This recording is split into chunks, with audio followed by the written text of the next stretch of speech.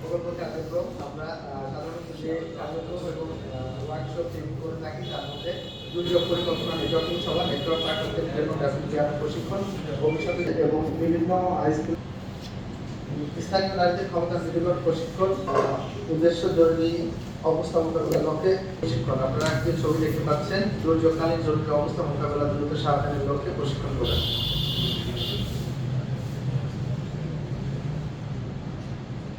প্রাথমিক স্বাস্থ্যসেবা প্রশিক্ষণ দুর্যোগকালীন এবং জরুরি অবস্থায় প্রাথমিক স্বাস্থ্যসেবা প্রদানের লক্ষ্যে প্রশিক্ষণ, যেটি আমরা হবিগঞ্জের টিটিসি সেন্টার সহ বিভিন্ন সেন্টারে আমরা করে থাকি।